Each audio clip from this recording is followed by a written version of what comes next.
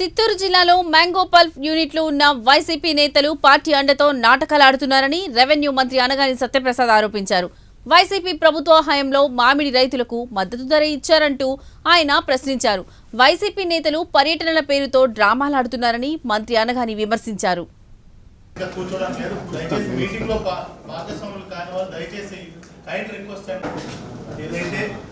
District vision action plan unit మొదటి meeting ని second Bhaskar బయట భాస్కర్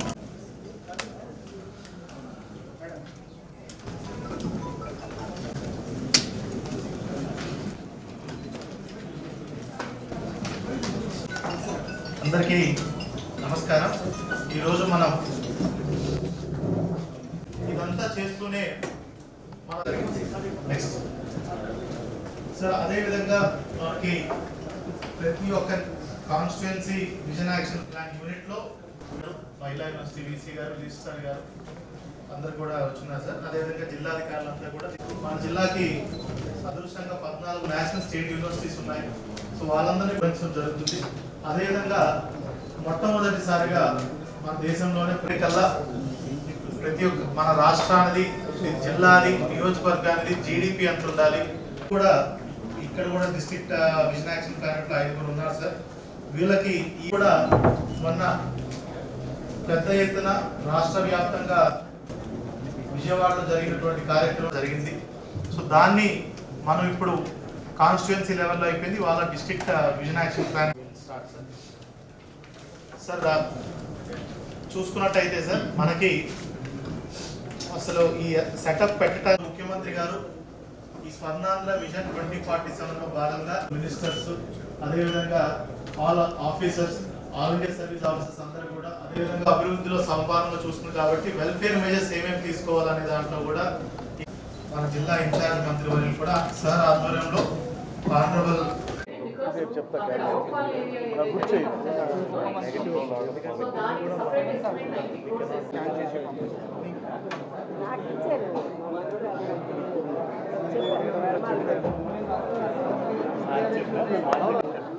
ప్లీజ్ అండి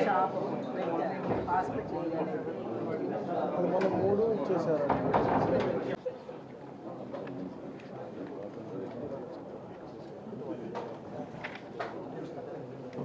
ఈరోజు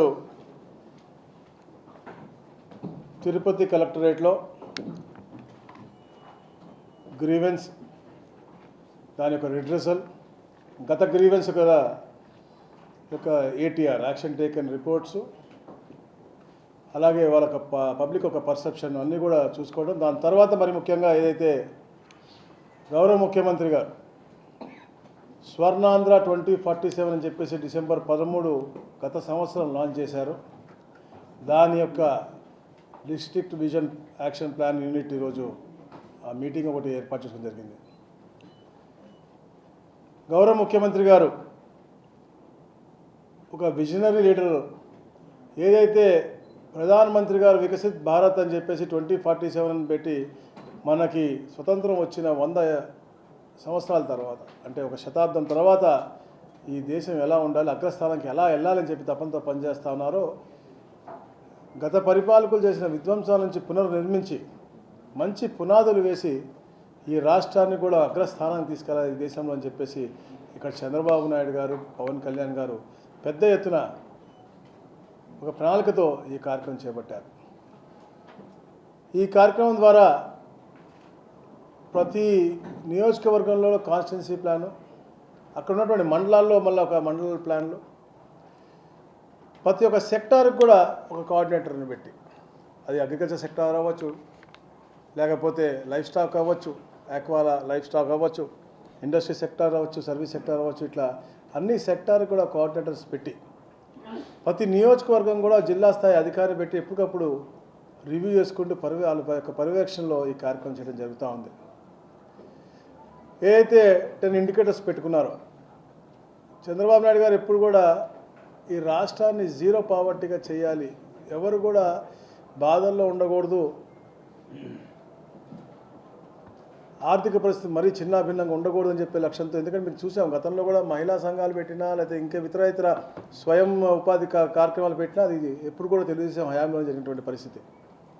ఈరోజు కూడా జీరో పావర్టీ అని చెప్పేసి, అలాగే స్కిల్ డెవలప్మెంట్ అని పెట్టి, అలాగే పాపులేషన్ మేనేజ్మెంట్ అని చెప్పి వాళ్ళు 10 ఇండికేటర్స్ పెట్టి తద్వారా వచ్చే లబ్ధి గురించి కూడా అందరూ కూడా ఎక్స్ప్లెయిన్ చేయటం, మరి ముఖ్యంగా ప్రాంతాల్లో ఉన్నటువంటి జీడిపిని పెంపొందించే విధంగా, పర్ క్యాపిటల్ ఇన్కమ్ని పెంపొందించే విధంగా ఈ యొక్క కార్యక్రమం కూడా కార్యాచరణ రూపకల్పన చేశారు. తిరుపతి పర్ క్యాపిటల్ ఇన్కమ్ ఈ రోజున 3 లక్షల పై చిలుకుంది. ఏది యావరేజ్ 2,83,000 ఉందో దానికి దాటి ఉన్నటువంటి పరిస్థితి. రాష్ట్రం 4వ స్థానంలో, రాబోయే రోజుల్లో ఇది అగ్రస్థానానికి వెళ్ళాలని చెప్పే లక్ష్యంతోనే ఇక్కడ అధికారులు ప్రజాప్రతినిధులు అందరూ కూడా ఒక మంచి కార్యాచరణతో ముందుకు వెళ్తూ ఉన్నారు. మరి ముఖ్యంగా ఏదైతే P4 మా గౌరవ ముఖ్యమంత్రి గారి యొక్క బ్రెయిన్ చైల్డ్, ఇప్పుడే పెద్దలు చెప్పినట్టుగా తరతరాలకి సంపాదిస్తే దాచిపెడితే ఎవరికి ఉపయోగపడదు. ఈ తరంలో నీతో పాటు నివసిస్తున్న ప్రతి ఒక్కరికి కూడా ఏదో ఒక రకంగా ఆదుకోవాలి, వాళ్ళ చేయూతనివ్వాలి, వాళ్ళ దగ్గర ఉన్న నైపుణ్యాన్ని మనం ఐడెంటిఫై చేసి వాళ్ళకి కొంచెం పుష్టిస్తే, ఒక హ్యాండ్ హోల్డింగ్ ఇస్తే తప్పకుండా వాళ్ళు రాణించి ఈ సమాజానికి ఉపయోగపడతారని చెప్పేసి ఒక ఆలోచనతో ఈ యొక్క P4 కార్యక్రమం కూడా తీసుకున్నారు. దాని మీద కూడా ఒక అధ్యయనం పెద్ద ఎత్తున చేస్తూ ఉన్నారు.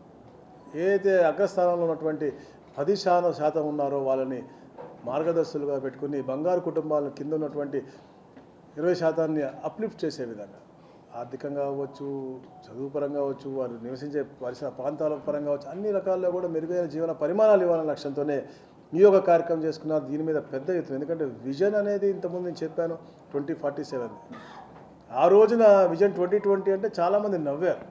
కానీ ఈ రోజున హైదరాబాద్ ఆ స్థాయిలో ఉంది అంటే, విదేశాలను మించిన స్థాయిలో ఉంది అంటే మన కొన్ని ప్రాంతాలు అది ఆ రోజు వేసిన పునాది. అలాగే ఈరోజు 2047 పునాది వేస్తున్నారు. అలాగే ఈ మార్పు కూడా మనిషిలో ఆలోచన మార్పు రావాలని చెప్పేసి ఈ యొక్క P4 కార్యక్రమం తప్పకుండా దీంట్లో అందరూ కూడా భాగస్వాములై ముందుకు వస్తూ ఉన్నారు. ఎవరైతే ఫిజికల్గా వాళ్ళు చేయలేకపోతా ఉన్నారో వాళ్ళకు కూడా కోఆర్డినేటర్స్ని పెట్టి, అనుసంధానకర్తలుగా పెట్టి ఈ యొక్క కార్యక్రమాన్ని పెద్ద ఎత్తున చేయాలనే లక్ష్యంతోనే ఈ రాష్ట్రంలో ప్రతి ఒక్క నియోజకవర్గంలో కూడా ఈ కార్యక్రమం చేపడతా ఉన్నారు. దాంట్లో భాగంగా పెద్ద ఇండస్ట్రియలిస్ట్, ముఖ్యంగా తిరుపతి మనకు హయ్యెస్ట్ అంటే ఒక రూపాయి వస్తే ఇక్కడ దాంట్లో 46 పైసలు ఇండస్ట్రీ ద్వారా వస్తాం, 30 చిల్లర శాతం సర్వీస్ ద్వారా వస్తుంది, 18% అగ్రికల్చర్ ద్వారా వస్తాం. సో ఆ ఇండస్ట్రీస్ ఏదైతే ఇక్కడ ఉన్నాయో వాళ్ళ దగ్గర ఉన్నటువంటి CSR ఫండ్స్ కూడా వాడి ఇక్కడ ఈ ప్రాంత జీవన పరిమాణాలు మెరుగు చేసుకుంటూ ఇలాంటి మంచి కార్యక్రమం ఏదైతే ముఖ్యమంత్రి గారు సూచించారో వాటిలన్నింటిలో కూడా వాళ్ళని కూడా భాగస్వామ్యం చేయాలని చెప్పేసి కూడా అందరూ ప్రజాప్రతినిధులు కోరారు. మేము కలెక్టర్ గారు కూడా ఒక మంచి ఆలోచనతో ముందుకు వెళ్తా ఉన్నాం. ఇక్కడ ఉన్నటువంటి ఇండస్ట్రీస్ ప్రతి ఒక్కరిని కూడా ఒక సపరేట్ మీటింగ్ పెట్టుకుని, వాళ్ళందరూ రాలేకపోతే జూమ్ కాల్లో పెట్టుకుని వాళ్ళు ఉన్నటువంటి అవైలబుల్ ఫండ్స్ అన్నీ కూడా ఈ ప్రాంతంలోనే ఖర్చు పెట్టే విధంగా, ఎందుకంటే నేను చాలా పెద్ద కంపెనీస్ ఇక్కడ ఉన్నాయి. మనకి శ్రీసిటీ ఉంది, హీరో కంపెనీ ఉంది, ఇలా n number of big companies are there. మన ఎమ్మెల్యేస్ కూడా సూచించారు. వాళ్ళందరినీ కూడా దీంట్లో భాగస్వామ్యం చేసి ఈ ప్రాంత అభివృద్ధికి, అలాగే ఈ యొక్క సీఎం గారు బ్రెయిన్ చైల్డ్ P4 కూడా మేము చేస్తామని చెప్పేసి కూడా తెలియజేసుకుంటూ, అలాగే ముఖ్యంగా ఈ ప్రభుత్వం ఎప్పుడు కూడా ప్రజాహితం కోరి పనిచేస్తాం. గత ప్రభుత్వం చేసినటువంటి విధ్వంసాల నుంచి పునర్నిర్మించుకుంటూ ఈ సంవత్సరంలో అద్భుతంగా ముందుకు తీసుకెళ్తా ఉన్నాం. రాబోయే తరాలకు మంచి జరిగే విధంగా తీసుకెళ్తా ఉన్నాం. అందుకనే ఈరోజు తొలి అడుగు కార్యక్రమం, పరిపాలన తొలి అడుగు అనే కార్యక్రమంతో పాటు మేము కూడా ప్రతి ఒక్క కుటుంబం దగ్గరికి వెళ్ళి వారి సమస్యలు తెలుసుకుని ఇంకేమైనా పరిష్కరించాలా అని చెప్పేసి కనుక్కుని కూడా అవి కూడా పరిష్కరించే దిశగా మేము ముందుకు వెళ్తూ ఉన్నాం. ఏదైతే సూపర్ 6 చెప్పామో ప్రతి ఒక్క కార్యక్రమం కూడా మేము పూర్తి చేస్తూ ఉన్నాం. ఫైనాన్షియల్ కన్స్ట్రెయిన్స్ ఉన్నటువంటి చేసాం, లేనటువంటి కూడా చేసాం. ల్యాండ్ టైటిలింగ్ యాక్ట్ రిపీల్ చేసాం, అన్నా క్యాంటీన్ పెట్టాం, ఉద్యోగ అవకాశాలు కల్పిస్తాను, DSC ఇచ్చాం, ప్రతి ఒక్క కార్యక్రమం కూడా చేశాం. ఈ రోజున